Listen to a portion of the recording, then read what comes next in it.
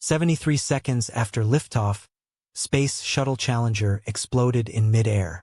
Why was this tragedy not prevented? 7 astronauts lost their lives, and NASA's credibility plummeted. One of the worst space accidents in history wasn't solely a technical problem. In fact, this failure had structural causes that are still repeated today. What was the fatal flaw in organizational decision-making? This video will uncover why success became the seed of failure, who overlooked what, and what lessons it holds for modern society. Now, let's delve into the full scope of this tragic collapse. In this main feature, we will also elaborate on the political pressures and internal conflicts within NASA at the time.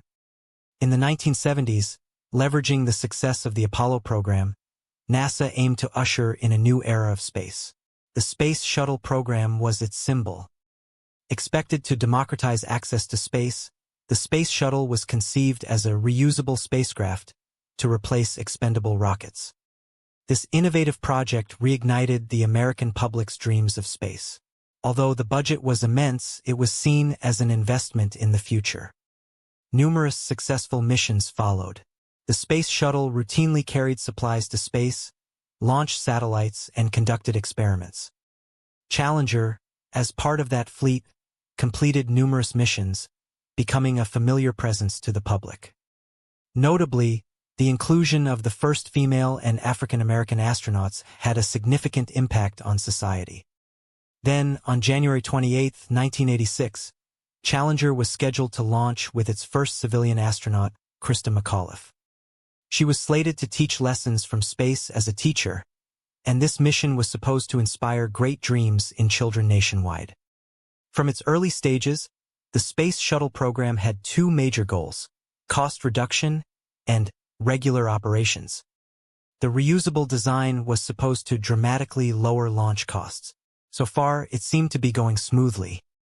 However, maintenance costs associated with reusability and the complexity of shuttle components caused actual costs to soar beyond expectations.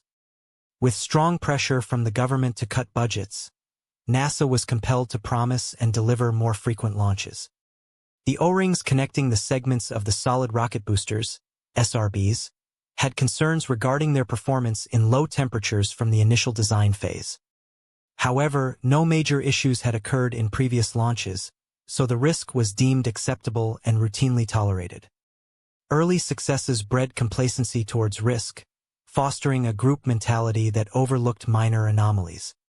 At this stage, despite minor concerns, no one doubted the brilliant future of the Space Shuttle program. However, a turning point arrived. In past missions, there had been several instances where damage to the SRB O-rings was observed. It was specifically pointed out that after launches in low-temperature environments, the O-rings could lose their elasticity and compromise sealing integrity.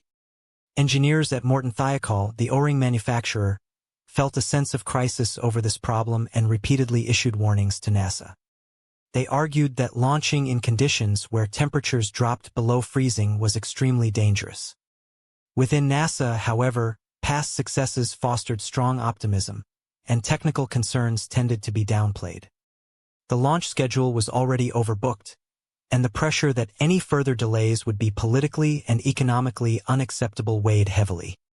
The presence of civilian astronaut Christa McAuliffe, in particular, made it a worldwide event, and any delay would have caused unimaginable repercussions.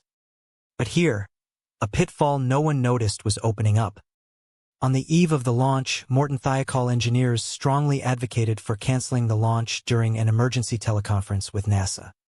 Based on past data, they argued that O-rings would not reliably function at temperatures below 53 degrees Fahrenheit, approximately 11.7 degrees Celsius. However, NASA management dismissed these warnings as insufficient data and premature, demanding justification for a launch. Fearing the termination of their contract with NASA, Morton Thiokol's management overruled their engineers' objections. Fearing accountability for their company, the engineers were ultimately forced to sign a document approving the launch. This is a classic example of groupthink, where individual rational judgment is distorted by organizational pressure. Furthermore, the Concord fallacy also played a role. The desire not to waste previous enormous investments pushed for a dangerous choice. Dangerous rules of thumb, not based on scientific data, were prioritized, laying the track for the worst possible outcome. Then, on the fateful day of January 28, 1986, the Kennedy Space Center was gripped by a severe cold snap that had set in the previous day. As engineers had warned, outside temperatures recorded below freezing. The launch proceeded despite concerns about the O-rings losing elasticity.